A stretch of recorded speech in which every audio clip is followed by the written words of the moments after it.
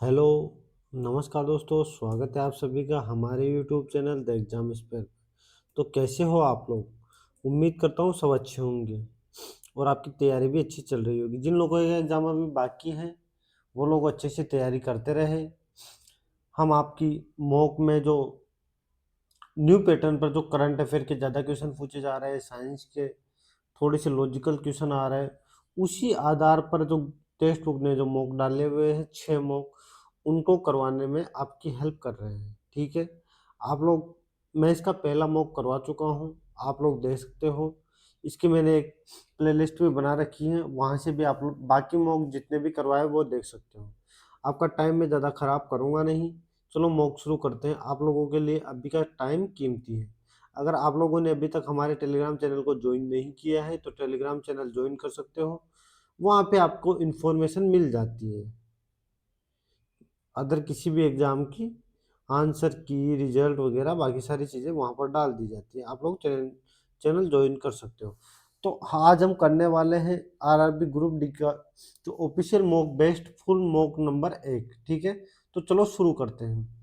इसमें करेंगे क्या अपन, क्वेश्चन का सॉल्यूशन बताऊंगा, जिस तरीके से एग्जाम में अटेम्प्ट करना है वो तरीका बताऊंगा, और जितना मुझे उसके बारे में नॉलेज होगी डिटेल में वो नॉलेज आप लोगों के साथ शेयर करूंगा। ठीक है, तो चलो शुरू करते हैं।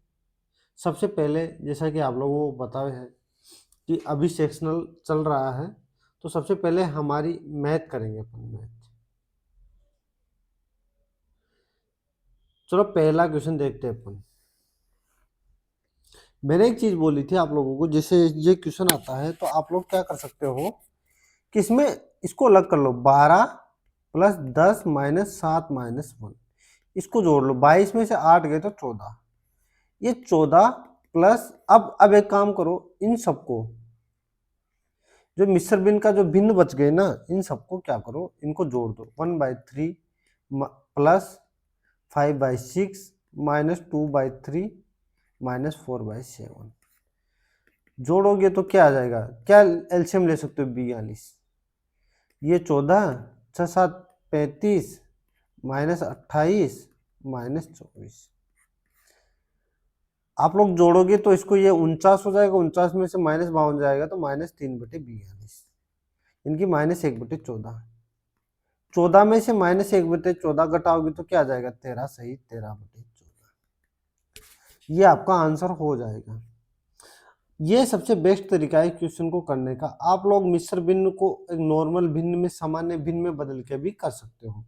जैसे इसको 37/3 लिख के ये सब भी कर सकते हो, लेकिन जो मुझे सबसे बेस्ट तरीका लगता है इसका ये है एग्जाम में करने का। इससे काफी अंदाजा मिल जाएगा आप लोगों को कि 11 तो आंसर होगा नहीं। ऐसे ऑप्शन भी कभी कभी दूर दे देता है तो इससे काफी हेल्प भी मिल जाती है। नेक्स्ट क्वेश्चन, यदि एक गोले की त्रिज्या में 4.5% की वृद्धि की जाती है, 4.5% को क्या लिख सकते हैं? 45/1000। भाई ये पॉइंट का जीरो नीचे ले गए तो कितना लिख सकते हैं? 9/200।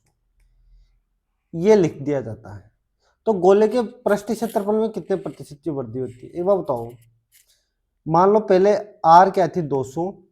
अब आर क्या हो गई? 209। 9 की वृद्धि हो गई ना।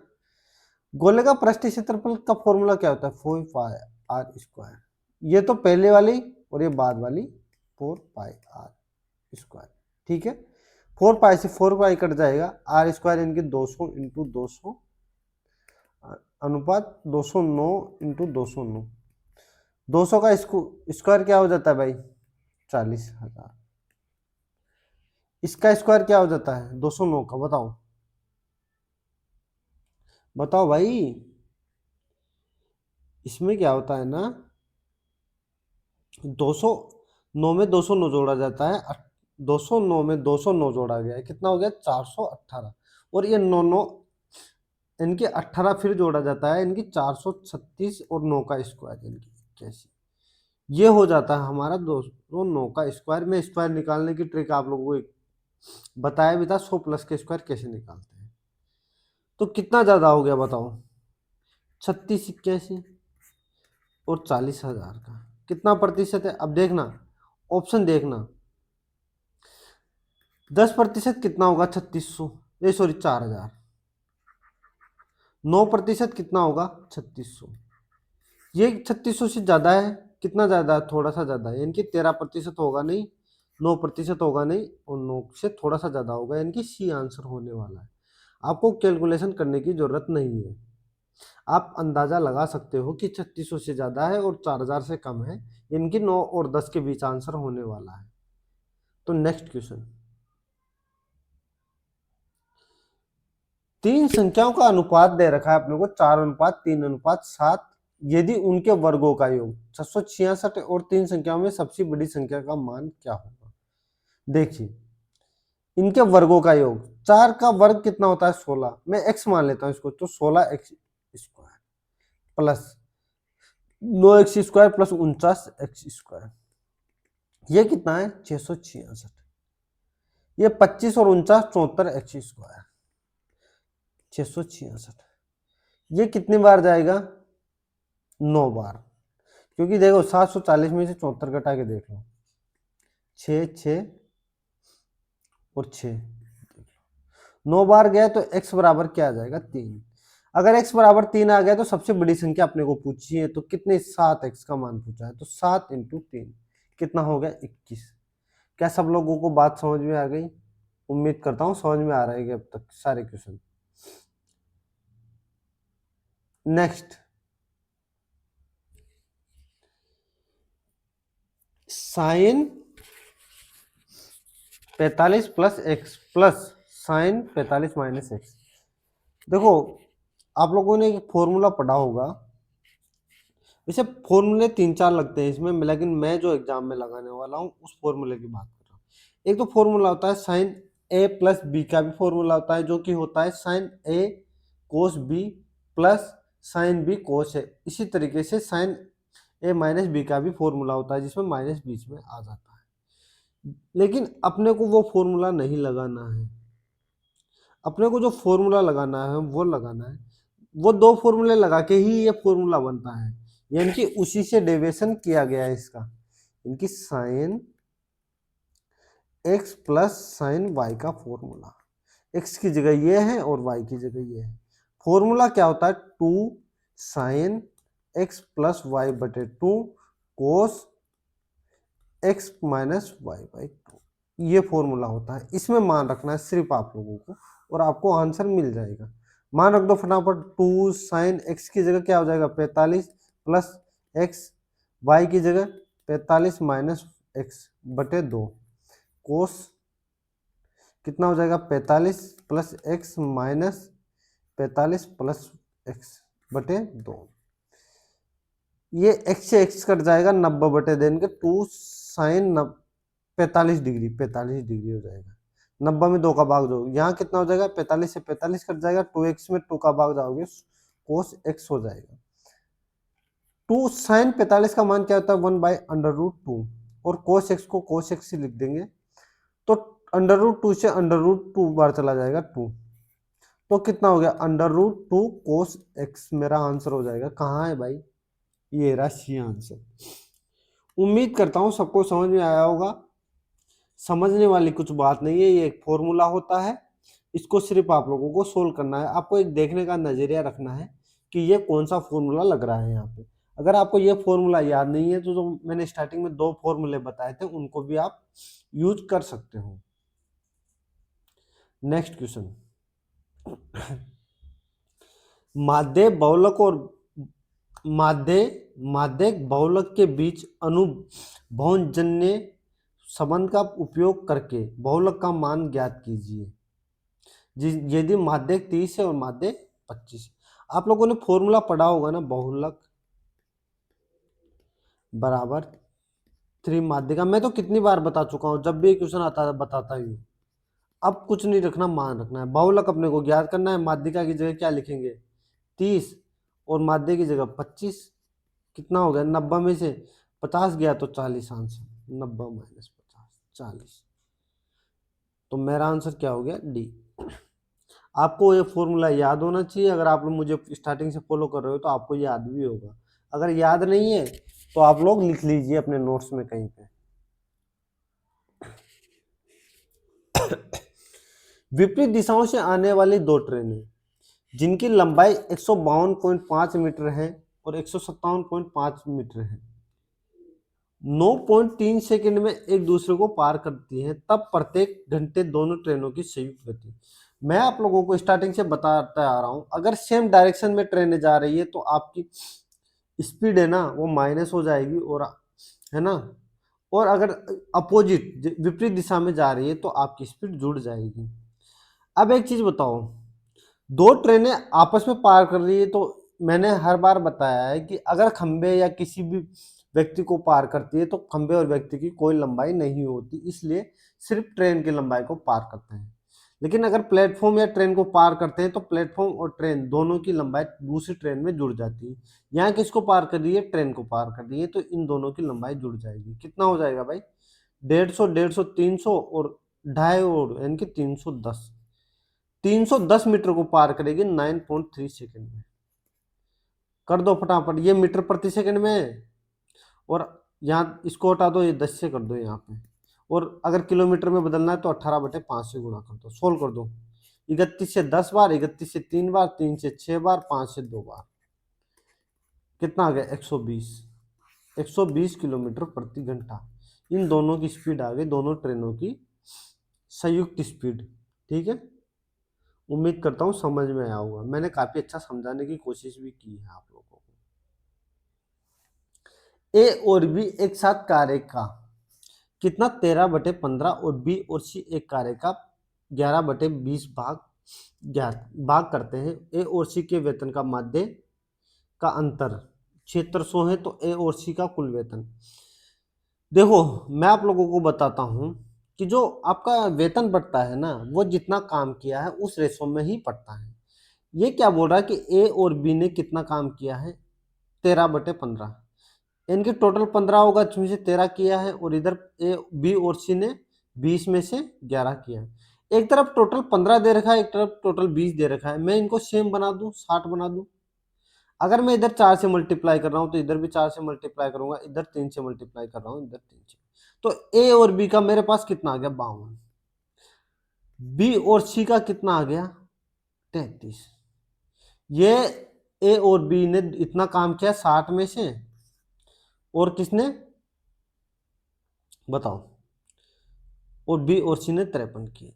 कितना किया? 33। ठीक है, अब समझना मेरी बात को। ए और बी को अगर मैं जोड़ूं, टोटल मेरा कार्य कितना है? टोटल 60। इनको जोड़ो तो 85 होता है। ये जो 25 कार्य किया ज्यादा, ये किसने किया? बी ने, क्योंकि बी ने 2 बार कार्य किया। अब यहां से अगर ऐसे नहीं निकालो तो एक काम करना, तीनों अगर 60 कर रहे हैं, ए और बी 52 कर रहे हैं, तो सी कितना करेगा? 8। बी और सी अगर 33 कर रहे हैं तो ए कितना करेगा? 27। क्या सब लोगों को बात समझ में आ गई? ये मेरे इनके कार्य करने का रेशो हो गया। इसी रेशो में मुझे क्या ज्ञात करना है? ए और सी का कुल वेतन। इनका अंतर कितना है? 19। 19 का मान कितना दे रखा है अपने को? 7600। अपने को चाहिए कितने का मान? 34 का मान। 34 का मान। अच्छा, ए और सी का कुल वेतन चाहिए ना अपने को, तो 35 का मान चाहिए। 35 का मान, सॉरी, 8 और 27 35। 19 चौक 400। 35 चौक कितना होता है? 140। 140 तो कितना हो गया? 14,000। यानी कि मेरे ए और सी का कुल वेतन कितना आ गया? 14,000। 14,000, सॉरी। क्या आप लोगों को बात समझ में आई?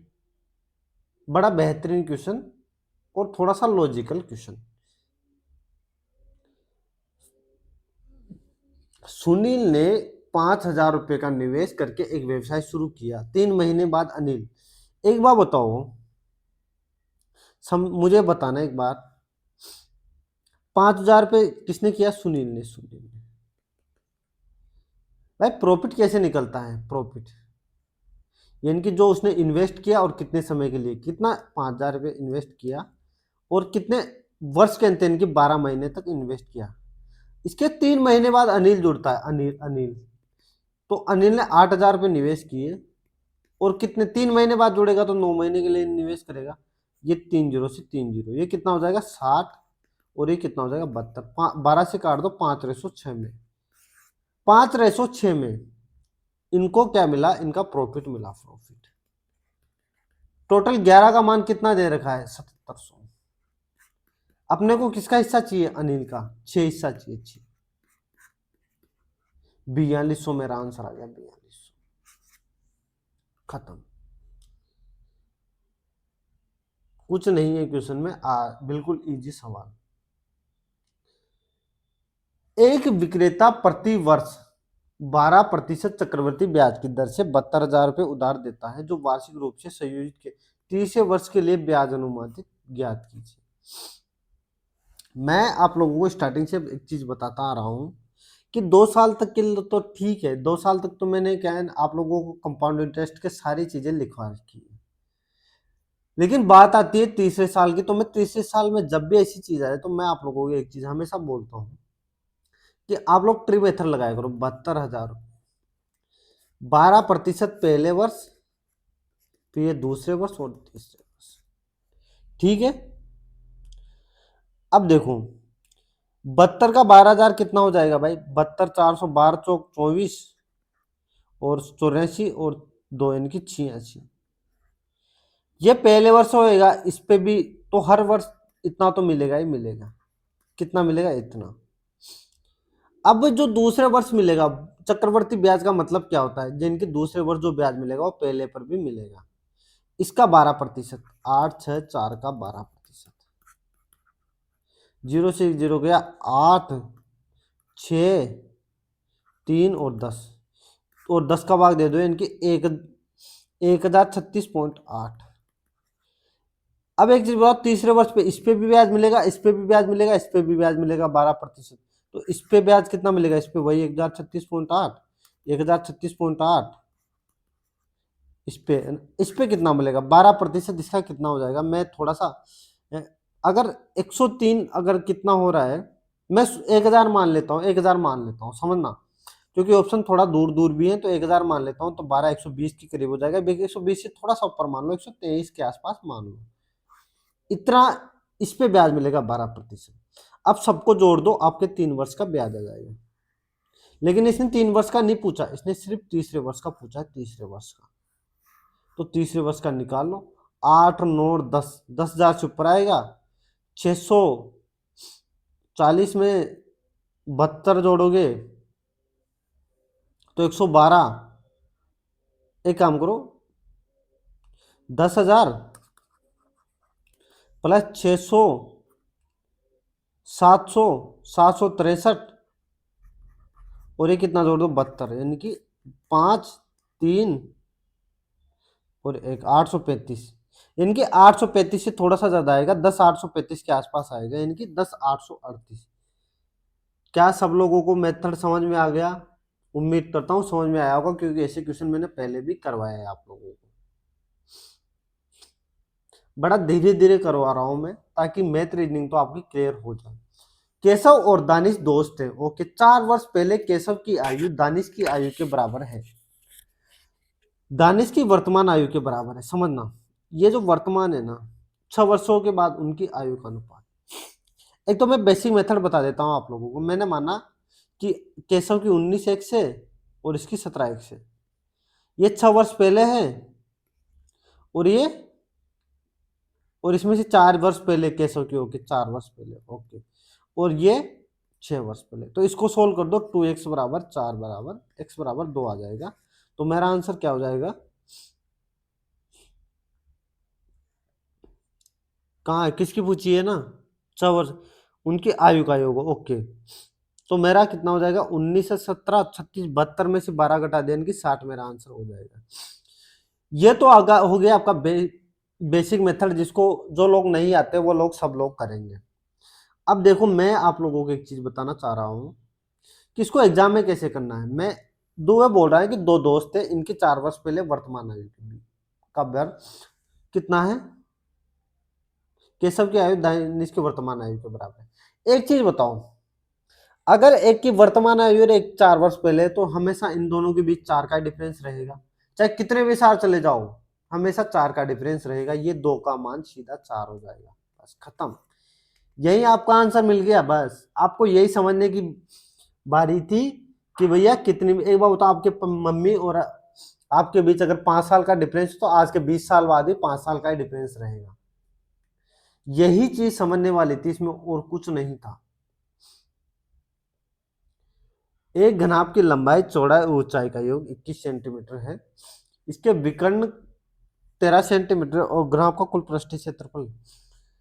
घनाभ का कुल पृष्ठीय क्षेत्रफल का फॉर्मूला क्या होता है? 2LB plus BH plus HL, ये होता है। अब मुझे यहां से L plus B plus H का मतलब मान दे रखा है 21। मुझे ये चीज चाहिए, ये चीज निकाल कैसे सकता हूं? विकर्ण का फॉर्मूला क्या होता है? चलो विकर्ण का फॉर्मूला मुझे बता दो आप लोग। D square L square plus H square plus L square, यही होता है। विकर्ण कितना है अपने पास? 13, 13 का स्क्वायर कर दो, 169 हो गया इसका मान। अगर मैं इसका स्क्वायर कर दूं, a प्लस बी प्लस सी का होल स्क्वायर का फॉर्मूला लगा दूं, तो क्या ये नहीं हो जाएगा? L plus B plus H square plus 2LB plus BH plus HL, और H इसका स्क्वायर क्या हो जाएगा? इसका स्क्वायर 441। इसकी जगह मैं क्या रख सकता हूँ? 169। अगर मैं 441 में से 169 घटा दूंगा, 2 7 और 2, ठीक, 272। तो क्या मुझे 2LBH प्लस HL का मान नहीं आ गया?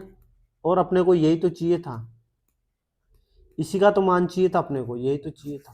खत्म। कितना मेरा आंसर आ गया? कुछ नहीं, आप लोगों को 2-3 फॉर्मूले पता होने चाहिए और कुछ नहीं। अगर नहीं पता है तो एक बार फिर से दोबारा इस वीडियो को देखना, आपको क्वेश्चन समझ में आ जाएगा। माना कि त्रिभुज एबीसी एक त्रिभुज है। अरे ये तो सीधा क्वेश्चन हो गया। ये एबीसी एक त्रिभुज है। एबीसी कितना है? 70 है। ACB 50 है। और अंत केंद्र दे रखा है, अंत केंद्र। अंत केंद्र का मैंने एक फॉर्मूला बता रखा है। ये अगर तीनों कोणों का मान 180 है, अगर 120 हो गया तो ये 60 हो जाएगा। मैंने अंत केंद्र निकालने का एक फॉर्मूला भी बता रखा है, I बराबर 90 प्लस ए बटे, तो 90 प्लस 60 बटे, बस खत्म, 120 आंसर। एक सीधा क्वेश्चन जो आपको बहुत बार TCS बहुत पूछता है, इसको, इस क्वेश्चन को बहुत पूछता है, भर भर के पूछता है। पहले CGL में पूछा, अभी भी पूछता है। अभी मैंने P और Q ने एक व्यवसाय में 4 और 7 में निवेश किया। P ने 21 महीनों के लिए निवेश किया। यदि P और Q 3:5 के लाभ प्राप्त करते हैं तो Q ने कितने महीनों तक निवेश किया? मैंने अभी बताया आप लोगों को कि प्रॉफिट बराबर क्या होता है? जो निवेश इंटू समय, यही होता है। P और Q 4 निवेश किया, इसने 7 निवेश किया। P ने 21 महीनों के लिए किया और इसने X महीनों के लिए किया। इनका 3:5 में अनुपात लाभ मिला। 3 का मान कितना हो जाएगा? 84, और ये 7x। ये कितना गुना है? ये कितना गुना? 28 गुना। तो ये भी 28 गुना बनेगा। कितना? 140। 140 में 7x का भाग दे दो, कितना हो जाएगा? x का मान 20। यानी कि Q ने 20 महीनों के लिए निवेश किया। क्या बेहतरीन क्वेश्चन, समझ में आया भाई? अगर इन दोनों P का मान अगर कितना हो गया? 84 हो गया, तो मुझे 3 का मान 84 मिल गया, तो मैं 5 रेशो में कितना 140 निकाल लूंगा। और 140 कैसे आएगा? x की जगह मैं 20 रखूंगा, 20 महीने तक निवेश करूंगा तभी 140 आएगा। क्या आप लोगों को बात समझ में आ गई? उम्मीद करता हूँ समझ में आ गई होगी। मैंने जो तीन क्रमागत छूट होती है ना, उनका एक फॉर्मूला भी बता रखा है आप लोगों को। क्या बता रखा है? x plus y plus z minus x y z plus z x बटे 100 प्लस एक्स वाई जेड बटे 10,000। इस फॉर्मूले से ज्ञात कर सकते हो। ऐसे अगर परसेंटेज आए, तो नॉर्मल आए तो आप 100 में से भी घटा के निकाल सकते हो। क्या लिखोगे? 6 प्लस 28 प्लस 15 माइनस 6 28 कितना हो गया? 168। फिर कितना? 28 15 420। देखो कैलकुलेशन थोड़ी सी मेरी अच्छी है तो मैं उस हिसाब से कर देता हूँ। और 15 से 90 बटे 100, प्लस 6, 28 और 15 बटे 10,000। ये कितना 34, 49 में से मैं कितना घटाऊंगा 400, 500 और इसमें 10 जोड़ दूंगा तो 510 और ये कितना हो जाएगा 8, तो ये कितना हो जाएगा भाई 678। एक मिनट रुक जाओ, एक मिनट, 168 है ना ये, हाँ 678, ओके 678 बटे 100 प्लस ये कितना हो जाएगा 28 इंटू 15 कितना हो जाएगा 420 इंटू 42 से 252, इनकी 25, 20 बटे 10,000। अगर मैं 49 में से 6.78 घटा दूं तो कितना बच जाएगा 42.22 प्लस 0.2520 जोड़ दो भाई, इसमें थोड़ा सा जोड़ोगे तो इनकी 42.47, 20 आएगा 20। कहाँ है भाई 42.47, ये रहा डी आंसर। कुछ नहीं, फॉर्मूले में मान रखना है और आपको सोल्व करना है। नेक्स्ट क्वेश्चन, करिए मूल्य पर 13% लाभ होता है। वोटिंग मशीन में त्रुटि के कारण ये स्क्रीन पर प्रदर्शित होने वाले लाभ से 25% अधिक लाभ तोलती हैं, तब उसे प्राप्त होने वाला लाभ या हानि क्या है। मैं आप लोगों को ऐसा जब भी क्वेश्चन आता है बेईमानी दुकानदार वाला या कम ज्यादा तोलने वाला, मैं एक चीज बोलता हूँ कि सीपी एसपी का रेशो ले लिया करो। ये बोल रहा है कि सीपी पर मेरे को कितना 43% का लाभ होता है, इनकी 100 का मुझे 143 मिलेगा, 143। अब ये बोल रहा है कि अपनी स्क्रीन पर वो बाहर से 25% अधिक, यानी कि मेरे पास से, समझना मेरी बात को, मेरे मेरे पास मैं देना 100 चाह रहा हूं लेकिन वो जो स्क्रीन है ना वो 125 दिखा रही है, यानी कि ग्राहक तो मुझे 100 का ही पैसा देगा। देखो सॉरी मैंने उल्टा बोल दिया था, मैं 100 दिखा रही है स्क्रीन लेकिन मेरे तरफ से जो है ना 25% अधिक जा रहा है। मेरी तरफ से जो मेरा सीपी जा रहा है वो 125 जा रहा है, लेकिन जो ग्राहक को 100 दिख रहा है इसलिए वो 100 का ही पैसा देगा। क्या ये बात आप लोगों को समझ में आ गई? उम्मीद करता हूं। देखो ये इस लाइन का मतलब समझो, ये अपनी स्क्रीन पर प्रदर्शित होने वाले से बाहर से 25% अधिक दिखाती है, यानी कि अगर वो 1000 ग्राम ले रहा है ना, तो इधर से कितना जा रहा है 25% अधिक जा रहा है। तो समझ लो 100 से 100 कट गया तो 125 रेशो कितना गया 143, 18 ज्यादा मिला कितने से 125 से 100 कर दो फटाफट, 5 और 4 72 बटे 5 कितना आ जाए 14.4 का लाभ। बस एक सीधा क्वेश्चन, सिर्फ आप लोगों को ये लाइन का ध्यान देना है, इस लाइन का। और मेथड तो मैं वही बताता हूं जो हर जगह काम आते हैं भाई, जो मैं मेथड बताऊंगा वो कहीं फेल नहीं होगा। बेलन का व्यास अगर 14 है तो त्रिज्या क्या हो जाएगी 7 आधी होती है। वक्र पृष्ठ क्षेत्रफल क्या होता है फटाफट देख लो, मैं फॉर्मूले में मान रखूंगा, समझाने की कुछ जरूरत नहीं है। 2πr/h, 2πr+h फटाफट मान रख दो। 2 × 22/7 × 7 × 2, 2 × 22/7 × 7, 7 और 2 9, ठीक है 7 से 7 गया 4 88, 88 प्लस 7 से 7 गया 18 और 22, 18 × 22, 18 2 36 और 39 कितना हो गया भाई 484, 484 खत्म। देखो मैंने कैलकुलेशन कर दिया, फॉर्मूले में मान रखी, इसको समझाने की कोई ज्यादा जरूरत है नहीं। जहां मुझे लगेगा समझाने की जरूरत है मैं वहां समझाऊंगा। एक महिला 5400 रुपए में कुछ उत्पाद खरीदती है, उनमें से 2/3 को 8% लाभ पर बेचा जाता है। उसने शेष उत्पादों को कितने प्रतिशत लाभ पर बेचा जाए कि उसे पूरे पर 18% का लाभ हो। लोग क्या करेंगे, इस पर में लाभ निकालेंगे 18%, फिर इसका कितना 3600 को 8% पे बेचेंगे, माल निकालेंगे। मैं कहता हूँ ये सब कुछ करने की जरूरत ही नहीं है। मैं स्टार्टिंग से बोलता हूँ अगर परसेंटेज में पूछा है और परसेंटेज में मान दे रखा है तो रेशो में बदल लो, इस संख्या का कोई रोल नहीं होता, अपने हिसाब से मान लो। मैंने माना कि मेरे पास टोटल 3 है, 3 भाग है, 3 भाग, इसमें से मैंने क्या किया 2 और 1 में तोड़ लिया। 2 मैंने 8% के लाभ पर बेचा और तीनों मैंने कितना 18% के लाभ हुआ तीनों का।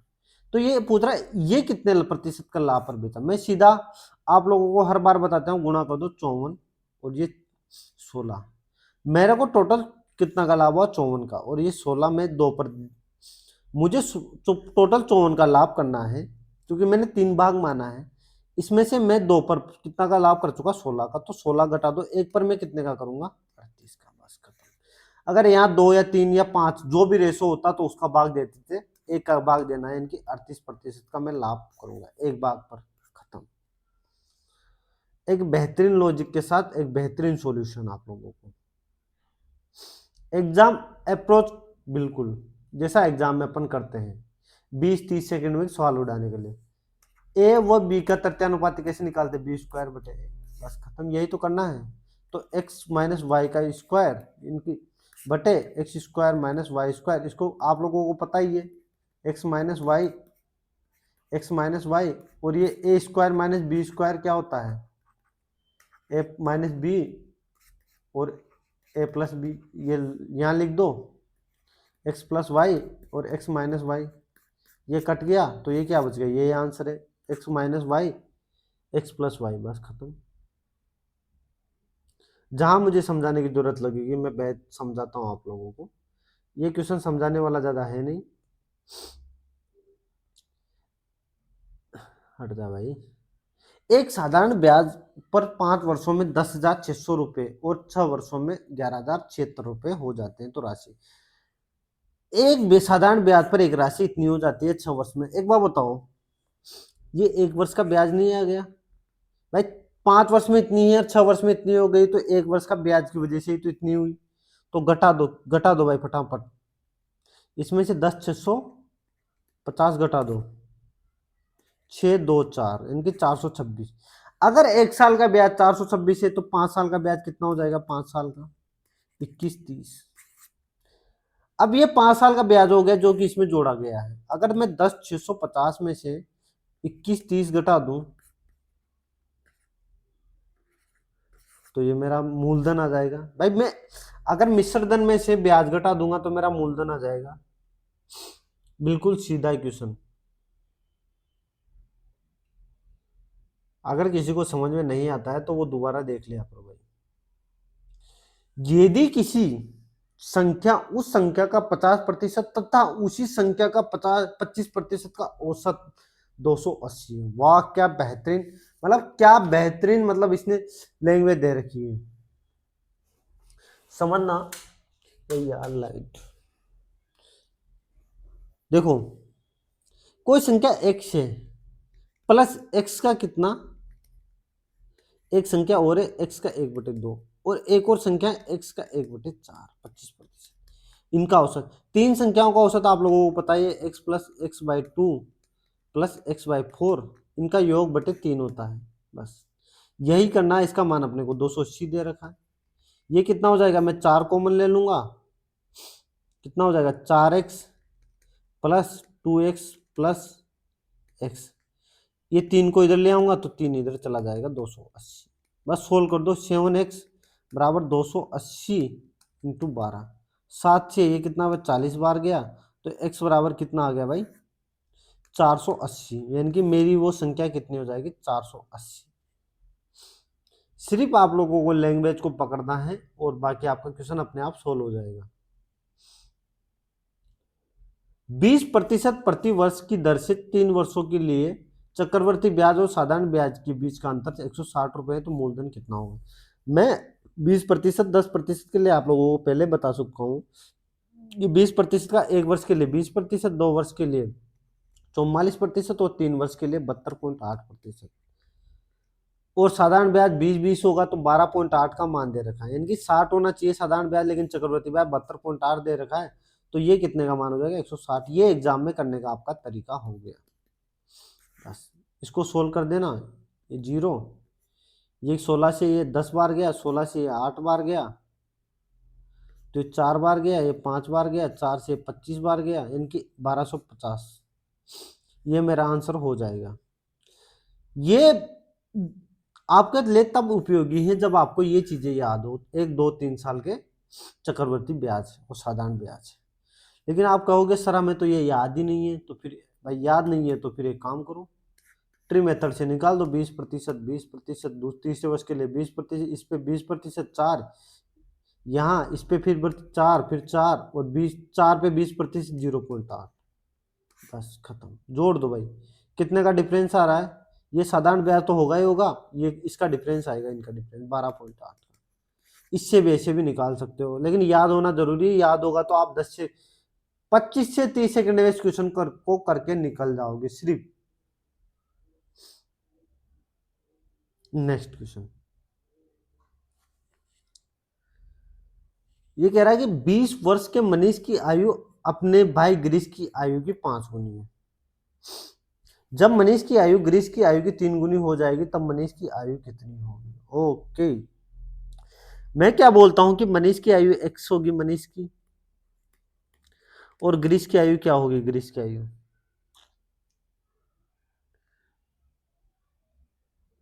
अच्छा 20 वर्ष के मनीष की आयु, अच्छा समझना मेरी बात को, अब समझो, सॉरी सॉरी समझो, मनीष की आयु 20 है और गिरीश की आयु 5, गिरीश की आयु की 5 गुनी है, तो 5 गुनी है तो क्या गिरीश की आयु 4 वर्ष रही होगी।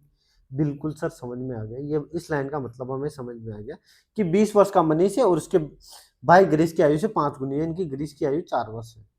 जब मनीष की आयु गिरीश की आयु की 3 गुनी हो जाएगी तब मनीष की आयु क्या हो जाएगी।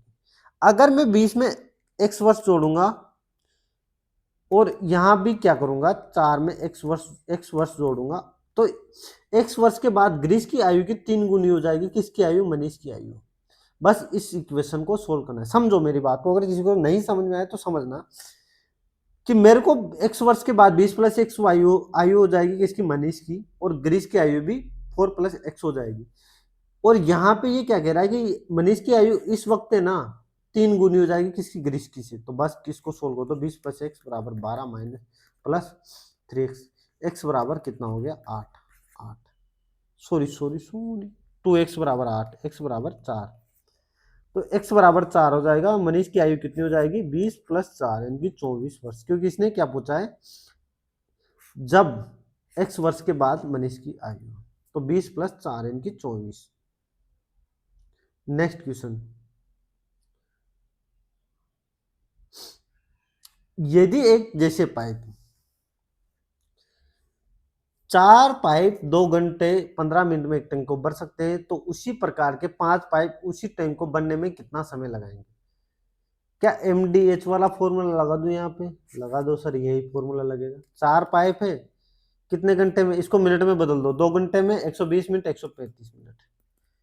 5 पाइप कितने, x मिनट में, तो 5 से ये कितने 27 बार, तो 108 मिनट में भरेंगे, कौन कितने, 5 पाइप, x बराबर 8। कितना लिख सकता हूं, 1 घंटा 48 मिनट, खत्म। नेक्स्ट क्वेश्चन, समान लंबाई की 2 ट्रेनों को एक खंबे को पार करने में 13 सेकंड, 26 सेकंड लगते हैं।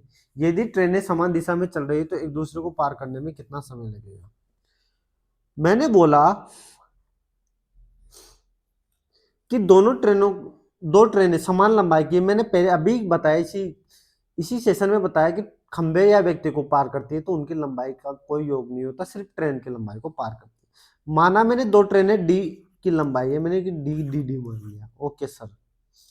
डी को एक 13 सेकंड में पार करती है और एक डी को, सॉरी डी लिखो ना यहाँ पे, एक डी को 26 सेकंड में पार करती है। ये उनकी दोनों की स्पीड हो गई, ये क्या हो गई, स्पीड आ गई। अगर ये स्पीड आ गई तो एक दूसरे को पार करेंगी, अब देखना एक दूसरे को पार करेगी समान दिशा में, तो इन दोनों की स्पीड घट जाएगी। एक ये फर्स्ट की स्पीड आ गई, सेकंड की स्पीड आ गई, तो डी 26 में से डी 13 घटा दूंगा तो क्या आ जाएगा, D/13। ठीक है, ये ओके, D/26, ओके D/26। ये क्या आ गया, मेरी इन दोनों की डिफरेंस आ गई, क्या समान दिशा में चलने पर इनकी स्पीड का डिफरेंस आ गया। मुझे 2D ज्ञात करना है, 2D मुझे वो लंबाई वो समय ज्ञात करना है। 2D ज्ञात कितने की स्पीड से, D/26 की स्पीड से, तो D से D कट जाएगा तो 52 सेकंड जाएगा 52 सेकंड। तो मेरा आंसर क्या आ जाएगा, 52 सेकंड। एक अच्छा क्वेश्चन, बेसिक बेसिक सवाल बोलते हैं जिसे अगर आप लोगों को थोड़ी सी समझ है कि आपने क्वेश्चन को अच्छे से पढ़ा है तो आराम से कर जाओगे, और मैं नहीं समझ में आया तो दोबारा मेरे शब्दों को सुनना और समझने की प्रयास करना। 5 महिलाएं हैं वो 8 दिन में कार्य कर सकती हैं, 8 बच्चे हैं वो 10 दिन में कर सकते हैं। सोल्व करना है, 8 से 8 गया, 5 से 2 बार गया, यानी कि वुमेन की एफिशिएंसी 2 आ गई, चिल्ड्रन की एफिशिएंसी 1 आ गई। कर दो 5 इंटू 2 इंटू 8, ये टोटल कार्य हो गया। 4 महिलाएं कितने, 4 लेगी और 4 बचे इनके 8, 10 दिन में ये कार्य हो जाएगा, 10 दिन में। तो इसी के साथ अपने मैथ के 25 के 25 सवाल समाप्त होते हैं। 40 मिनट में करवाया है, जो मैंने काफी धीरे धीरे करवाया है आप लोगों को समझा समझा के। नेक्स्ट क्वेश्चन आप फटाफट थोड़ा सा रीजनिंग को फास्ट करेंगे, क्योंकि आप लोगों की जो रीजनिंग आ रही है बहुत ईजी आ रही है, लेकिन फिर भी मेरा समझाने का फर्ज बनता है तो मैं समझाऊंगा।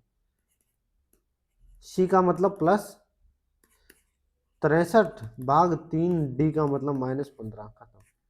ये 21 हो जाएगा, 92 में 36 गया तो 56, 56 प्लस 21 -15, 77 में से 15 गया तो 62।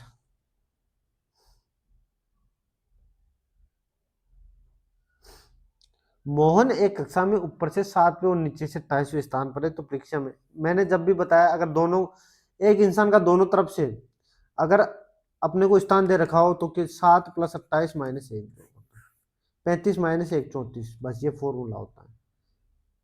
मैंने कितनी बार बताया भी है कि क्यों -1 करते हैं। तीसरा, 5 मित्र एक ही इमारत के 5 भिन्न तलों पर रहते हैं। इमारत में सबसे निचले वाला क्रम 1 है, ओके, उसके ऊपर वाला 2 है, उसके ऊपर वाला 3 4 5 है, ओके। सृष्टि और ऋचा के बीच तल पर केवल मीरा रहती है, सृष्टि और ऋचा के बीच, ओके। अभी देखो इसको लिखूंगा तो, लेकिन हो सकता है सृष्टि ऊपर रहती है, ऋचा नीचे रहती है, नहीं पता, ओके। अंशुल ऋचा के ठीक नीचे वाले तल पर रहता है। अंशुल जहां भी रहेगा उससे ऊपर कौन रहेगी, ऋचा। चंदन पहले तर पर रहता है, सृष्टि के ऊपर कोई नहीं रहता। अब देखो मेरी बात को समझो, अगर मैं सृष्टि को नीचे रख दूंगा ऋचा से तो अंशुल बीच में आ जाएगा। ये कहता है कि भैया अंशुल नहीं है, मीरा बीच में, यानी कि मुझे ऊपर रखना पड़ेगा ऋचा के, कौन, सृष्टि। सृष्टि के ऊपर कोई नहीं रहता तो यानी कि सृष्टि सबसे ऊपर है भाई। तो ये कौन सी मंजिल पर रहेगी, 5 पर रहेगी, 4 पर रहेगी, ये 3 पर रहेगी, 2 पर रहेंगे, तो 1 पर कौन रहेगा भाई, 1 पे कौन रहेगा, 1 पे तो बोल ही दिया ना सबसे नीचे कौन रहता है। अपने को तो वैसे भी दूसरे तल पर ज्ञात करना है अंशुल, और इन चारों के अलावा जो भी बचेगा वो 1 पे रहेगा, बस खत्म। चंदन रहता है 1 पर, ये लिख भी रखा है इसने। नेक्स्ट क्वेश्चन, इस 19 पर आता है, ये 23 पर आता है, ये 1 पर आता है, ये 21 पर आता है, ये 25 पर आता है, इस 3 पर आता है। +2 +2 +2 +2 +2 यानी कि 8, 12 यानी कि एल, और 16 यानी कि पी, HLP। सीधा सवाल, बिल्कुल लल्लू सवाल। 15 + 1 16 का स्क्वायर दे रखा है, तो 7 + 1 8 का स्क्वायर होना चाहिए। बिल्कुल रीजनिंग आपकी ऐसी ही आ रही है, ज्यादा हार्ड नहीं आ रही रीजनिंग। -23 -23 -23 -23 -23 980। क्या लॉजिक दे रखा है भाई, इसको 5 सेकंड नहीं लगेंगे ऐसे क्वेश्चन को करने में। ये ऐसे जो क्वेश्चन आएंगे ना वो आपका टाइम बचाएंगे भाई, इनमें आप लोगों को टाइम बचाना है खुद का। कॉल का कोड चाहिए तो मैं यहाँ से कॉल उठाऊंगा, यहाँ से भी कॉल उठाऊंगा, दोनों में कॉमन कौन है भाई, NI तो मेरा कोड क्या हो जाएगा, NI, बस इतना ही करना है बस। या तो कॉमन ढूंढ लो या बच्चे हुए कॉमन ढूंढना है कुल मिला के। अगर ऐसा नहीं होगा तो वो क्या है, बाकी कॉमन दे देगा, एक को अलग दे देगा, तो वही आंसर होगा। नेक्स्ट, ये ये 8 है, ये 11 है, ये 14 है, इनकी 3 3, ये 17 है, तो 20 होगा, टी आएगा, इनकी ये आंसर कर। टी के बाद क्या आएगा, ये 12 है, ये 10 है, ये 8 है, 6 है, 4 आएगा, डी आएगा, डी सब में डी है। ओके 19 है, 16 है, 13 है, इनकी -3 है, इनकी 7 आएगा, 7। आंसर मेरा क्या हो जाएगा, डी। रीजनिंग काफी इजी दे रखी है इसने। 7 व्यक्ति दे रखे हैं। वाई है ना, वाई उत्तर की ओर मुख करके बैठे, तो वाई क्या है ना, डब्लू के बाई तीसरे हैं। डब्लू के बाई तीसरे स्थान पर वाई बैठता है। वाई।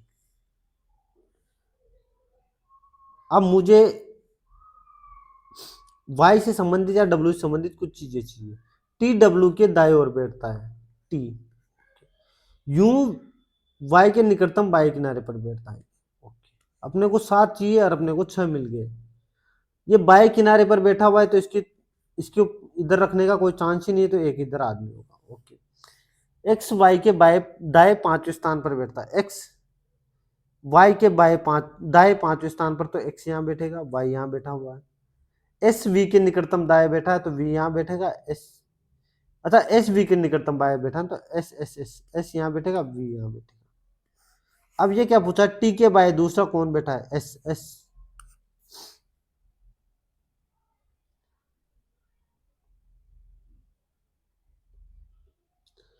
सात डिब्बे दे रखा है अपने को, A B C D E F G. एक ढेर में एक के ऊपर एक रखे हुए हैं। जी को सबसे निचले स्थान पर रखा गया है। ओके जी को सबसे निचले स्थान पर रखा गया है, तो इसके ऊपर 7 रख दो फटाफट। 3 4 5 6 7 हो गए 7। ओके ए को जी के ठीक ऊपर रखा गया है, ए को यहाँ रखा गया है। एफ और ए के बीच 2 व्यक्ति हैं, 2 डिब्बे हैं, ये रहा। ई को नीचे से तीसरे स्थान पर रखा गया है। बी को डी के ठीक ऊपर रखा गया है, बी को यहाँ रखा जाएगा। फिर कौन बच गया, एफ और ई के बीच कितने डिब्बे हैं, अच्छा एफ और ए के बीच यहाँ, तो ई तो यहाँ रखा जाएगा ना, एक डिब्बा है, एक डिब्बा।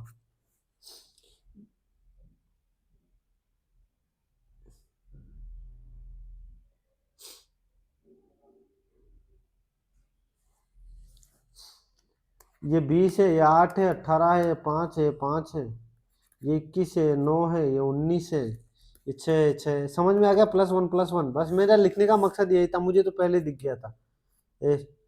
E F I J ji H H I, बस बी मेरा आंसर, +1 करना है। एक पर्यटक पूर्व की ओर 8 किलोमीटर की गाड़ी चलाता है, 8 किलोमीटर गाड़ी चलाता है पूर्व की ओर, 8 सॉरी 10 सॉरी। फिर अपने दाएं मुड़ता है और 3 किलोमीटर चलता है, दाएं मुड़ा 3 किलोमीटर चला। फिर दाएं मुड़ता है, दाएं किस साइड मुड़ेगा भाई, अब इस साइड मुड़ेगा ना, बिल्कुल सर इस साइड मुड़ेगा, और 3 किलोमीटर की गाड़ी चलाता है। फिर बाएं मुड़ता है और 2 किलोमीटर की गाड़ी चलाता है, बाएं इस साइड मुड़ेगा। अपने दाएं मुड़ता है, दाएं इस साइड मुड़ेगा और 7 किलोमीटर की गति। अब वो प्रारंभिक बिंदु से किस दिशा, कितनी दूर और किस दिशा, सबको पता चल गया। ये 3 है, ये 2 है, ये 7 मुड़ा है, ये 3 मुड़ा है, तो इनकी 5 तो ये हो गया, और ये 10 बराबर आ गया, तो 5 दक्षिण की तरफ, 5 दक्षिण की तरफ, बस।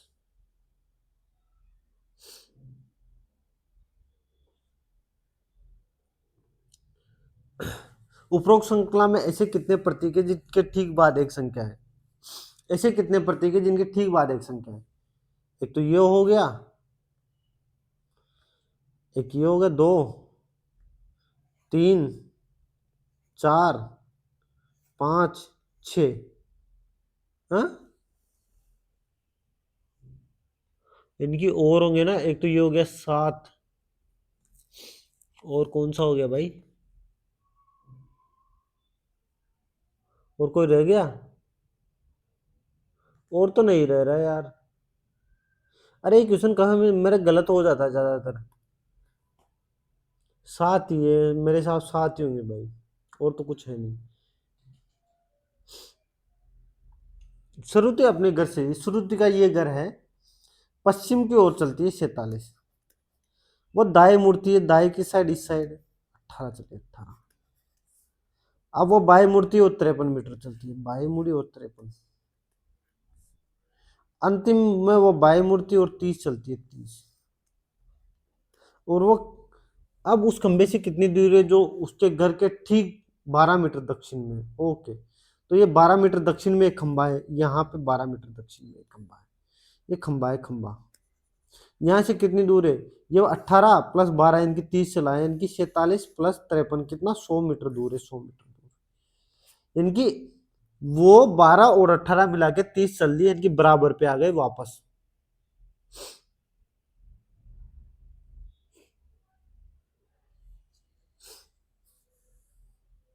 ये 4 प्लस 5 प्लस 6 प्लस तो 7 प्लस होगा 7, इनके 28। बिल्कुल इजी सवाल। वर्णानुक्रम में तो अपरिवर्तित रहेगी, फटाफट जमा दो। ARGGUMENT जमा दो फटाफट। ए के बाद ई आएगा, फिर जी आएगा, एम आएगा, एन आएगा, आर आएगा, टी आएगा, यू आएगा। क्या वो अपरिवर्तित रहा, 1 2 2 ही रहे, 2।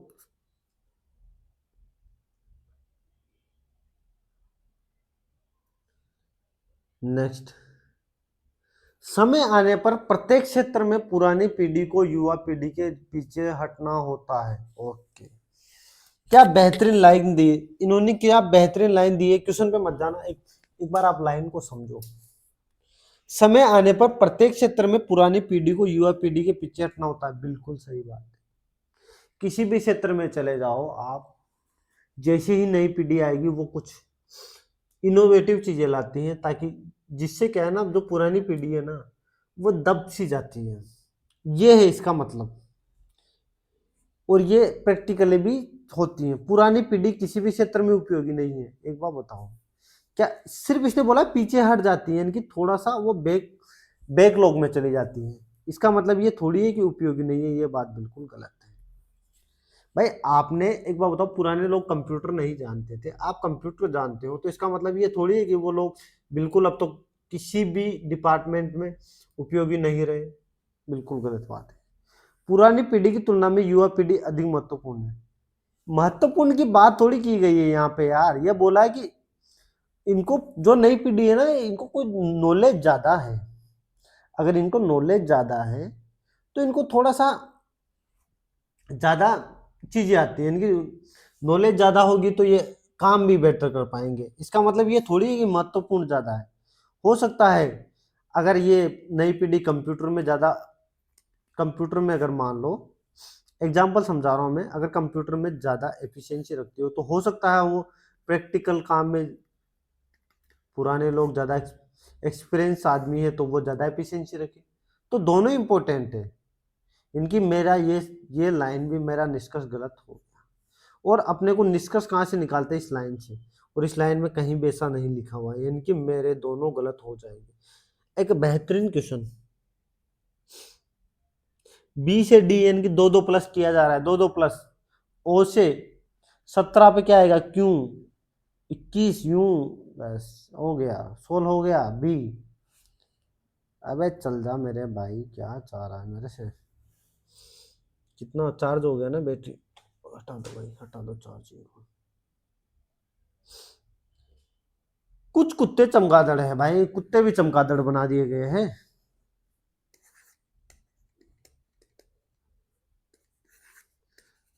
चमगादड़, कुछ चमगादड़ बिल्लियां हैं, बिल्लियां। अब देख लो, कुछ कुत्ते बिल्लियां हैं, नहीं। कुछ बिल्लियां कुत्ते हैं, नहीं। खत्म, दोनों गलत। शी।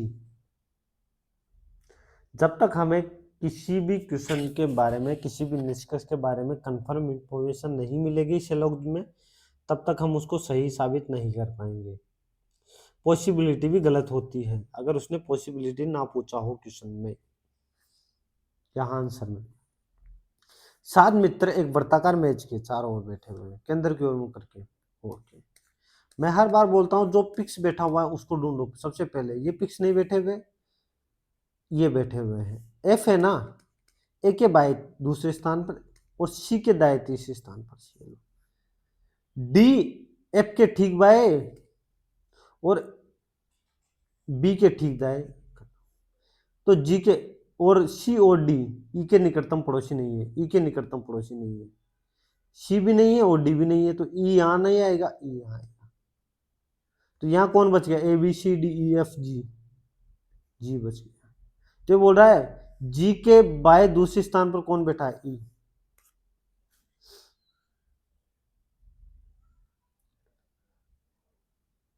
नेक्स्ट, कुछ पेंट बिल्लियां हैं।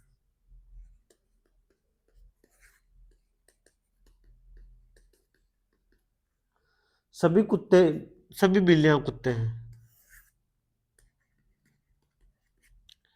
कुछ कुत्ते केले हैं। कि कुत्ते भी केले होने लग गए क्या? कुछ पेंट कुत्ते हैं। बिल्कुल सही बात है, देखो ना ये पेंट कुत्ते हो रहे हैं। कुछ बिल्लियां केले हैं, नहीं ये गलत बात है। हम कह ही नहीं सकते, हो सकता है हो भी हो ना भी हो। स्पष्ट अनुसरण करता है।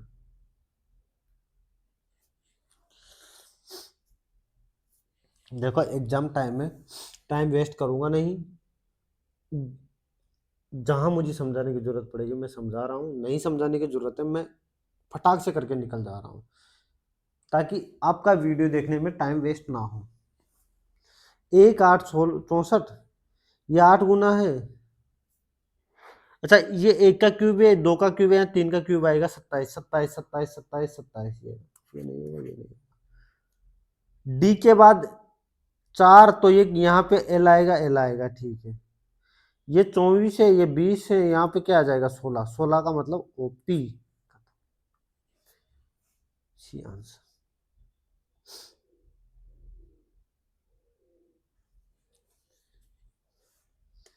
माइनस का मतलब इंटू 5, भाग का मतलब प्लस 3, प्लस का मतलब माइनस और इंटू का मतलब भाग 3। सोल्व कर दो, ये 4 हो जाएगा, 110, 110 माइनस 1, 109।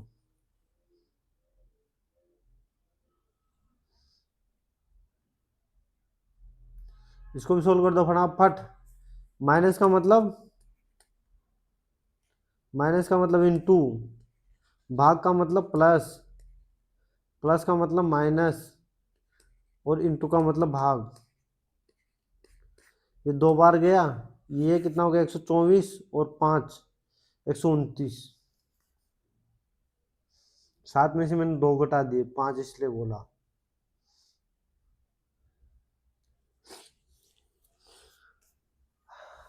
ऐसे कितने प्रतीक हैं जिनके ठीक पहले एक संख्या और ठीक बाद में एक संख्या?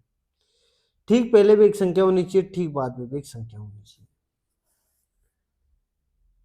कहाँ है भाई? ढूंढो भाई। एक तो ये रहा, एक ये रहा, 2। ओहो, एक ये रहा, एक ये रहा, एक ये रहा, 3। 3 है भाई, 3। ढूंढो रे ढूंढो साजनो। किसी परीक्षा में गोपाल का स्थान ऊपर से 16 नीचे से 15 है, तो बता दो फटाफट। 30, 16 + 15 31 - 1। प्रत्येक विषम संख्या में एक जोड़ा जाएगा, सम संख्या में 2 घटाए जाएंगे। विषम संख्या में एक जोड़ा जाएगा, सम संख्या में 1 घटाया जाएगा, 2 घटाए जाएंगे 6, सम में 2 घटाया जाएगा 2, 4। बस अंक में बाएं ओर से दूसरा व्यक्ति कौन होगा? 4, खत्म। बाएं ओर से दूसरा पूछा इसने।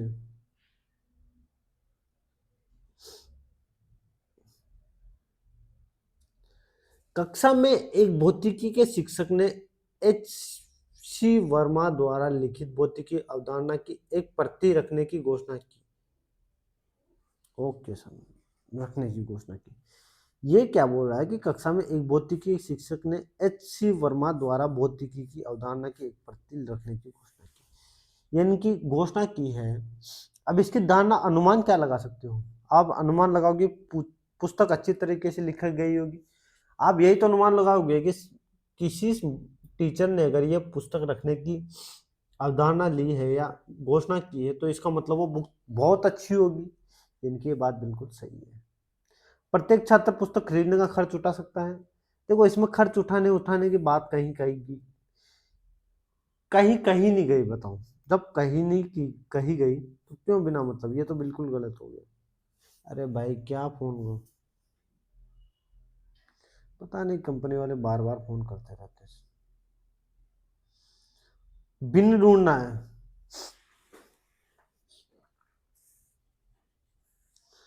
ये 19 है, ये 23 है, ये 1 है, ये 21 है, ये 25 है, ये 3 है, ये 22 है, ये 26 है, ये 3 है, ये 7 है, ये सॉरी 3 है, ये 7 है, ये 11 है, ये +4 है, ये +4 है, ये +4 है, ये +4 है, ये +4 है, ये +3 है, ये +4 है, ये +4 है, तो ये भी +4 होना चाहिए। इनकी ये वाला गलत हो गया, सी।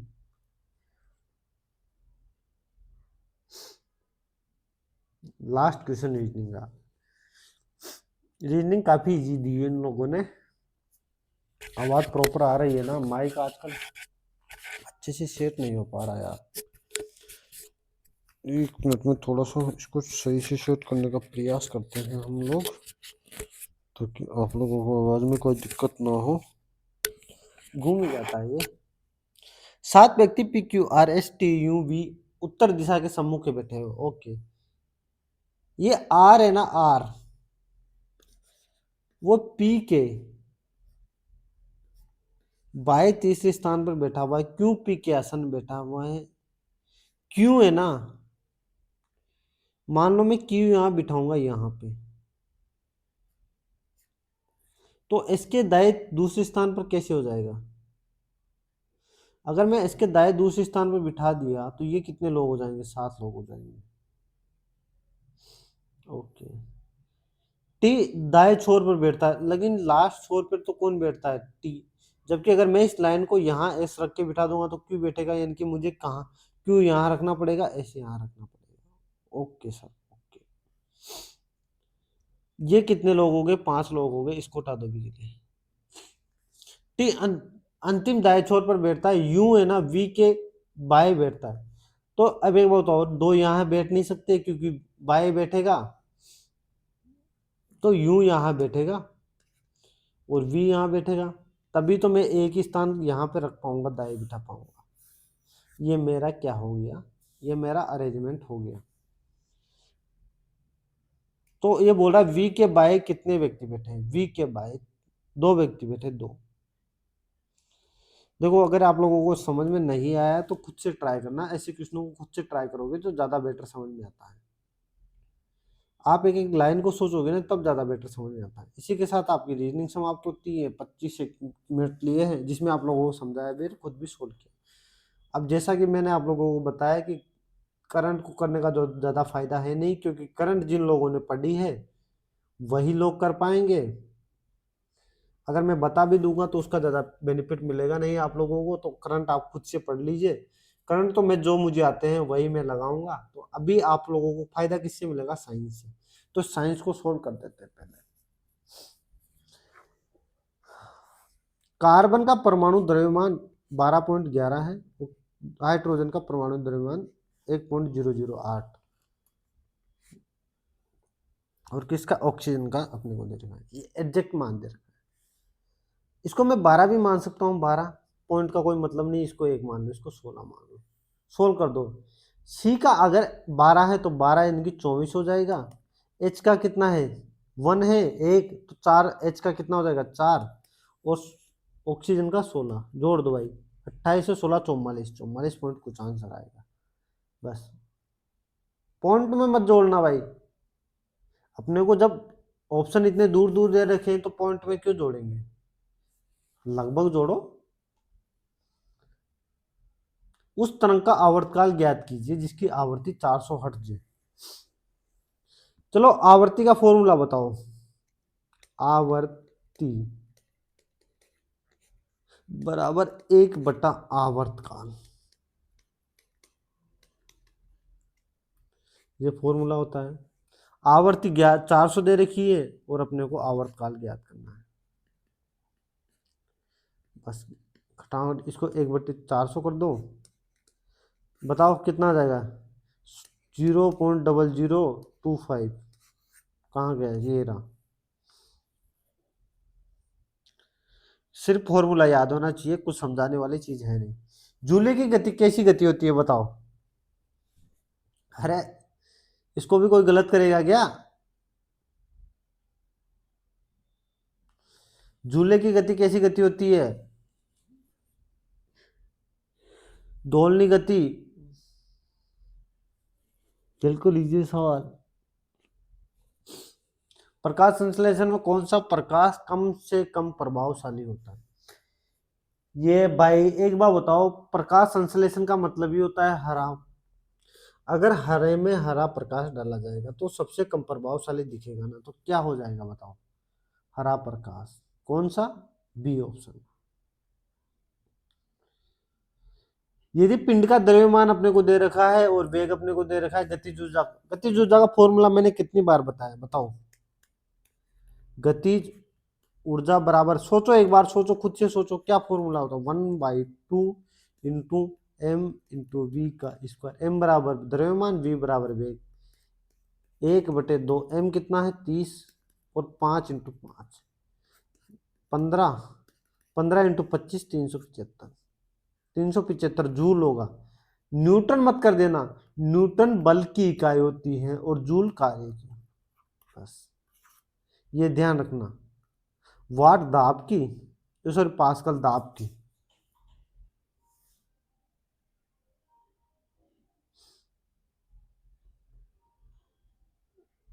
वेट फॉर अ सेकंड, पता नहीं किसका फोन आ रहा है बार बार, बाद में करेंगे बात। साबुन की प्रक्रिया, साबुन की सफाई क्रिया की क्रियाविधि किसके समान है, तो बताओ किसके समान है भाई।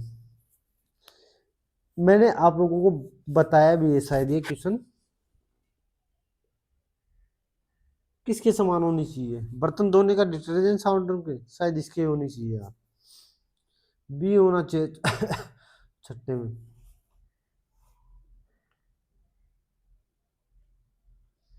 नेक्स्ट, कई जीनों द्वारा निर्धारित एक लक्षण और असतत भिन्नता नहीं दिखाता, जिसे किस रूप में जाना जाता है, पता नहीं आ रही है। पौधों में अलिंगिक जनन का मुख्य लाभ क्या है, बता दो। अलिंगिक का मतलब इंग्लिश में क्या बोलते हैं इसे, असेक्सुअल। ये आनुवांशिकता भिन्नता की अनुमति देती है, नहीं भाई गलत बात है। ये लैंगिक प्रजनन की तुलना में कम समय लेता है, बिल्कुल बात है। तो मेरा आंसर क्या हो जाएगा, इसका लाभ क्या है कि ये जो सेक्सुअल प्रोडक्शन होता है ना, उसके उसके रिप्रोडक्शन की तुलना में कम समय लेता है। तो मेरा आंसर क्या हो जाएगा, बी। नेक्स्ट क्वेश्चन,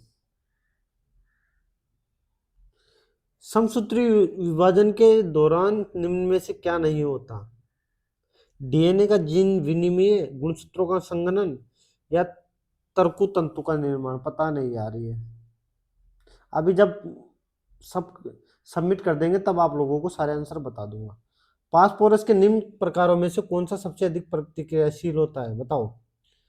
मैंने बहुत बार बताया क्वेश्चन आप लोगों को, इसको गलत मत करना भाई। कौन सा सफेद फास्फोरस सबसे अधिक प्रतिक्रियाशील होता है भाई, सफेद फास्फोरस। विस्थापन अभिक्रिया का उदाहरण बता दो फटाफट। विस्थापन अभिक्रिया प्रतिक्रिया होती क्या है, एक अभिक्रिया का कोई भी भाग, यानी कि एक अभिकारक का कोई भी भाग दूसरे अभिकारक के भाग द्वारा प्रतिस्थापित कर दिया जाता है। बताओ किस द्वारा, किस में कर दिया गया है बताओ, इसमें कर दिया गया है। देखो सी यू की जगह एफ ई आ गया और सी यू एफ ई की जगह आ गया, बस खत्म। ये आंसर। निम्नलिखित में से कौन सी अभिक्रिया मीथेन के दहन को दर्शाती है। मीथेन का फॉर्मूला क्या होता है, CH4। इसके दहन के लिए कौन सी गैस चाहिए बताओ, ऑक्सीजन। बस तो दो ऑप्शन तो खत्म हो गए। अब CO2 बनता है और 2H2 बनता है, नहीं ये नहीं बनता, क्या बनता है यार, ये बनता है, हाँ यही बनता है, सॉरी यही बनता है। यानी कि मीथेन को ऑक्सीजन के साथ अभिक्रिया कराओगे तो कार्बन डाइऑक्साइड और 2H2O यानी कि जल निकलेगा। परावर्तन का नियम, आपतन कोण परावर्तन कोण के बराबर होता है, ये निम्न प्रकाश की किरण के परावर्तन के लिए सत्य है। बताओ बताओ फटाफट। केवल समतल पृष्ठ के लिए, बिल्कुल सही बात है। केवल अवतल, इसके लिए भी तो होता है, उत्तल के लिए भी होता है, तो ये तो तीनों हो जाएगा, तीनों होना चाहिए इसका तो आंसर।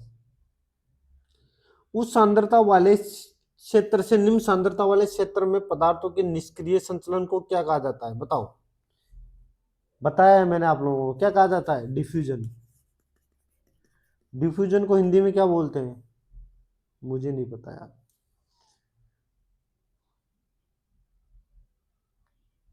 सी, विसरण, विसरण। तो मेरा आंसर क्या हो जाएगा? विसरण। ऋणात्मक कार्य के बारे में निम्नलिखित में से कौन सा कथन सही है? बताओ। ऋणात्मक कार्य कब होगा? चलो कार्य का फॉर्मूला बताओ। चलो मैं आपको एक छोटी सी चीज बता देता हूं, उसके बाद आप लोग खुद ही देख लेना फिर। W बराबर F into D into cos theta. जो ये थीटा होता है ना, ये बल और विस्थापन के बीच का कोण होता है, बल व विस्थापन के बीच का कोण।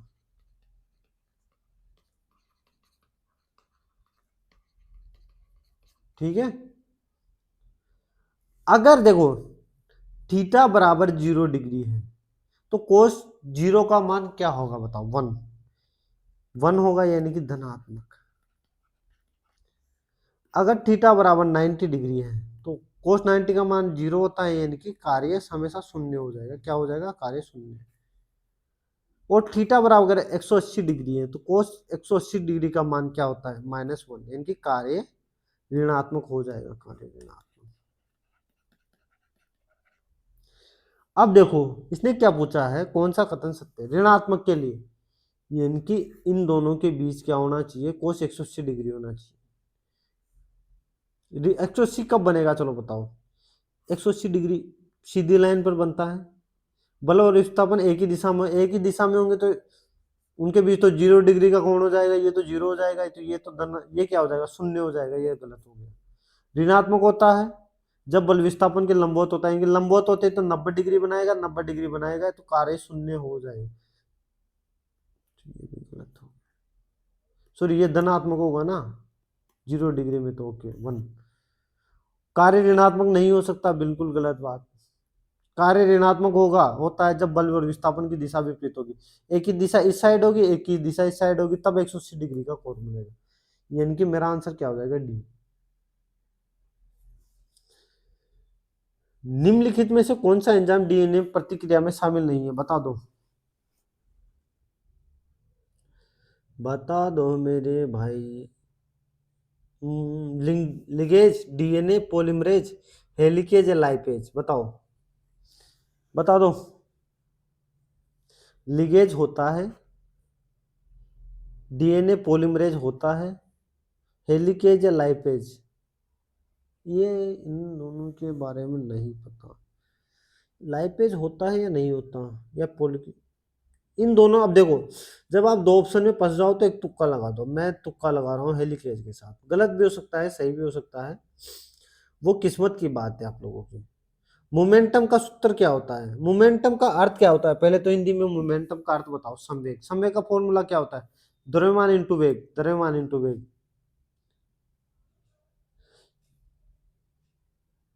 Mass into velocity. प्रकाश तरंगे किस प्रकार की तरंगे है? सबको पता है, अनुप्रस्थ तरंगे। प्रकाश तरंगे अनुप्रस्थ तरंगे हैं। गतिमान बस में एक यात्री आगे की ओर गति, धक्का लगता है, अचानक बस रुक जाती है, इसकी व्याख्या सबको पता है। कौन सा? न्यूटन का पहला नियम।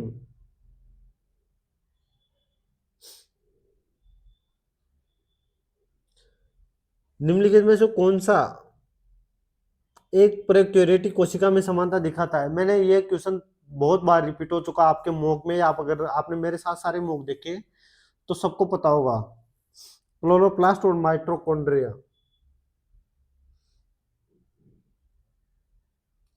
पौधों में लचीलापन निम्नलिखित में से किस सूत्र के कारण होता है, बताओ। ये तो मैंने बताया भी है आप लोगों को, बहुत क्वेश्चन मैं बता चुका हूँ, ऐसा नहीं है भाई मैं ऐसे नहीं बोलता।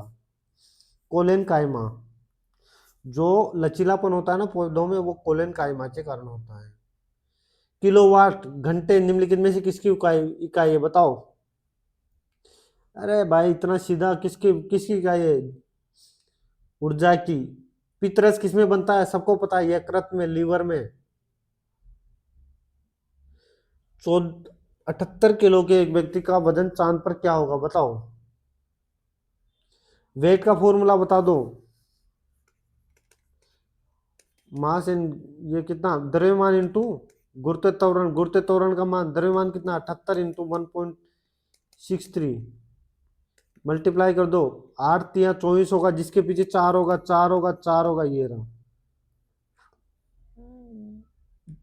बस 4 होना चाहिए भाई, 8×3 = 24 आएगा ना, तो 4 पीछे होगा। मैं बातचीत सोल्व क्यों करूं, एग्जाम में आपको यही करना है।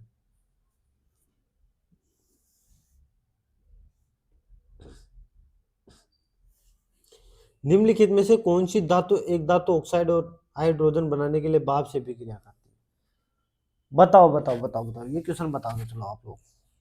आप लोगों ने अगर साइंस पढ़ी है अच्छे से, तो इस क्वेश्चन का आंसर मुझे बता दो मेरे भाइयों, बताओ। खुद से सोच लिया, उम्मीद करना हूँ सबने सोचा होगा, बताने का मतलब सोचा है। एल्यूमिनियम, एल्यूमिनियम एक ऐसी धातु है जो धातु ऑक्साइड और हाइड्रोजन बनाने के लिए भाप से विक्रिया करती है, एल्यूमिनियम। अब इसी के साथ आपकी करंट अफेयर शुरू हो जाती हैं। तो करंट अफेयर में जितने भी क्वेश्चन आएंगे मैं फटाफट बता दूंगा। करंट अफेयर में तो क्या ही समझाऊंगा मैं आप लोगों को, आप लोगों के टाइम भी इम्पोर्टेंट है, तो इसलिए मैं क्या थोड़ा सा फास्ट भी करवा देता हूँ, फिर जैसे ही जो नहीं आएंगे उनके आंसर मैं आप लोगों को 90 मिनट में आपके पूरे पेपर को सोल्व करवा दूंगा बस। प्रख्यात व्यक्ति जगदीप छोकर का, ये क्या है, अरे तो नाम ही मैंने पहले बार सुना है।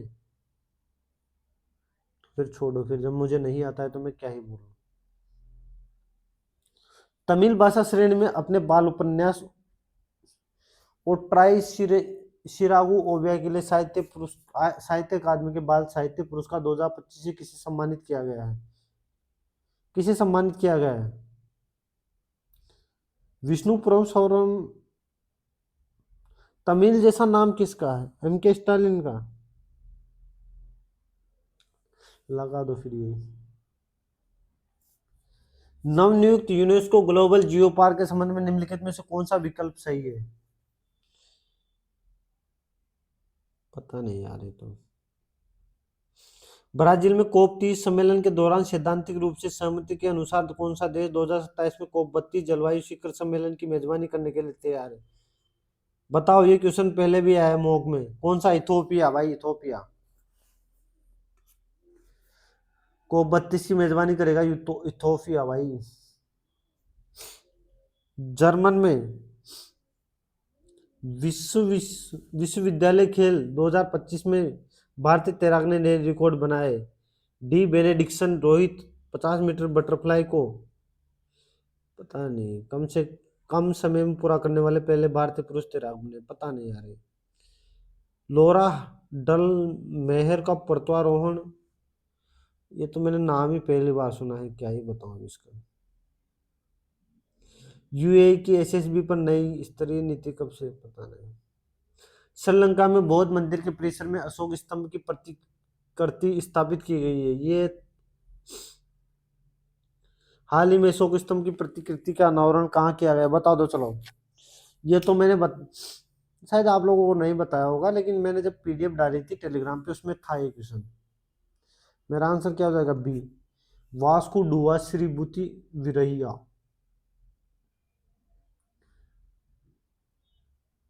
नेक्स्ट 2025 में, अबे चल रहा है यार, 2025 में पद्म विभूषण से सम्मानित कुमुदिनी रजनीकांत लाखिया किस भारतीय राज्य से संबंधित है, बताओ। अरे ये तो बहुत अच्छा क्वेश्चन है भाई, ये तो बहुत रिपीटेड क्वेश्चन है, बताओ बताओ। गुजरात से, गुजरात से मेरे भाई, ये तो बहुत पूछा जाता था, पहले भी पूछा जाता था। 2025 में सुरक्षा को गहरा करने और अपने दीर्घकालीन संबंधों को मजबूत करने के लिए किन दो देशों ने एक नई 100 वर्षीय साझेदारी पर हस्ताक्षर किए, नहीं पता। अब यार ये तो देखो, जिक्के करंट तो वो चीजें अगर आप लोगों ने पढ़ी है तो आएगा, नहीं आएगा तो नहीं आएगा। रक्षा मंत्रालय में अंतर सेवा संगठनों का मान नियंत्रण और अधिनियम 2023 के अधीनस्थ नियमों को अधिसूचित किया, जिससे यह अधिनियम पूरी तरह से चालू हो गया। पता नहीं अंतर सेवा संगठनों अधिनियम 2023 कब से लागू हुआ।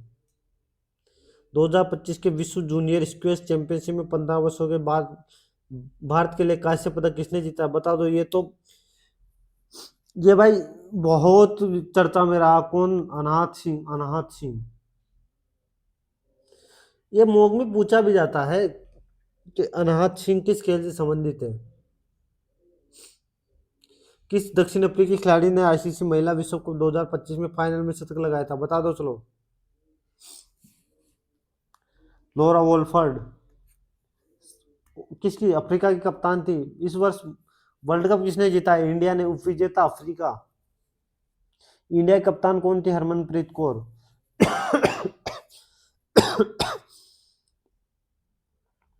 ऑस्ट्रेलिया सरकार ने 2032 के ब्रिस्बेन ओलंपिक के लिए स्थल निर्माण के लिए $2.2 बिलियन के वित्त पोषण की पुष्टि की है। 2032 ब्रिस्बेन ओलंपिक के लिए मुख्य स्टेडियम कहाँ स्थित होगा, पता नहीं है।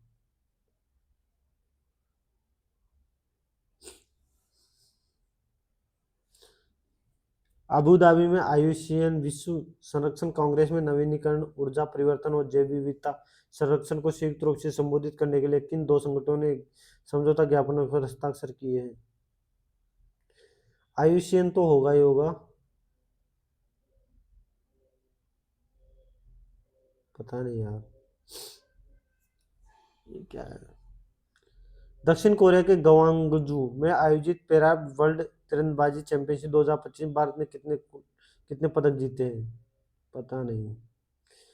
समुद्री माल ढुलाई अधिनियम 2025 किस अधिनियम के कानून की जगह ले रहा है, किस अधिनियम की, पता नहीं है अभी मुझे, छोड़ो यार। ये क्या है, 26 अक्टूबर को प्रतिवर्ष मनाए जाने वाले विलय दिवस। अच्छा, विलय दिवस। कश्मीर, जम्मू कश्मीर के राजा कौन थे, सबको पता है, महाराजा हरि सिंह। पारिवारिक प्रेक्षण दिवस कब मनाया जाता है, नहीं पता। तो इसी के साथ ये जीके आपका करंट अफेयर भी समाप्त हो जाता है, क्योंकि आपके एग्जाम में तो जीके पूछा ही नहीं जा रहा, करंट ही करंट पूछा जा रहा है। 20 एक शिफ्ट में तो ऐसा हुआ है कि 20 में से 20 क्वेश्चन करंट अफेयर के पूछ दे गए, तो क्या ही पढ़ाना है इसमें। तो चलो मॉक को सबमिट करते हैं, और आप लोगों को जो क्वेश्चन नहीं आते हैं वो बता देता हूँ, यानी कि जो क्वेश्चन नहीं हुए वो बता देंगे, ताकि आप लोगों के सारे 100 के 100 क्वेश्चन हो जाए, और टाइम आपका वेस्ट करूंगा नहीं, मैं फालतू बातें करूंगा नहीं। 82 नंबर आया है, 99.89% आई है। अगर आप इस मॉक में 70 प्लस नंबर ला रहे हो तो अच्छी बात है भाई, बहुत अच्छे मार्क्स है भाई। तो आप लोगों को वो क्वेश्चन बता देता हूँ जो नहीं आए हैं और जो गलत हो गए हैं। एक क्वेश्चन गलत हुआ है, करेक्ट नहीं यार, इनकरेक्ट हो रहा है, ताकि आप लोगों का फटाफट से वो क्वेश्चन हो जाए। हिंदी अपनी लैंग्वेज कर लेते हैं। कहीं जीनों द्वारा निर्धारित एक लक्षण और असतत भिन्नता नहीं दिखाई, जिससे किसी किसी भी रूप में नहीं जाना जाता है। 1% लोगों ने आंसर दिया है। समसूत्र विभाजन के दौरान निम्नलिखित में से क्या नहीं होता, बताओ तुम। डीएनए का जीन विनिमय, अच्छा ये नहीं होता भाई, डीएनए का जीन विनिमय। अरे मैं हमेशा ए लगाता हूँ भाई, तुक्का नहीं लगा रहा, ये मत समझना कि तुक्का में मैं हमेशा ए लगा देता हूँ, मैं वैसे ही लगा रहा हूँ ताकि आपको आंसर बता सकूं। निम्नलिखित में से कौन सा एंजाइम डीएनए प्रतिक्रिया में प्रतिक्रिया लिंकेज, अच्छा ये आता, ये तो बता दिया था ना मैंने, ये दोनों तो नहीं होंगे, इन दोनों में से एक होगा। अच्छा तो जो गलत लगा दिया, देखो बताओ, 50-50 करके भी गलत लगा दिया। हाँ जी, करंट अफेयर किसी क्वेश्चन आप लोगों को बताने हैं भाई। प्रख्यात व्यक्ति जगदीप जोकर का सितंबर 2025 में दिल का दौरा पड़ने से 80 वर्ष की आयु में निधन हो गया। वो किस लिए प्रसिद्ध थे बताओ। एसोसिएशन फॉर डेमोक्रेटिक रिफॉर्म्स की स्थापना और चुनावी सुधारों की वकालत के लिए भाई। ये किसका उपन्यास है बताओ।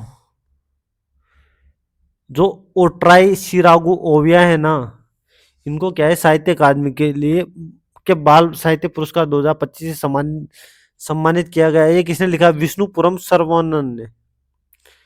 नव नियुक्त यूनेस्को ग्लोबल जियो पार्क के संबंध में निम्नलिखित में से कौन सा कथन सही है बताओ। उत्तर कोरिया और सऊदी अरब को उनके पहले यूनेस्को ग्लोबल जियो पार्क पदनाम मिले। जर्मनी में विश्वविद्यालय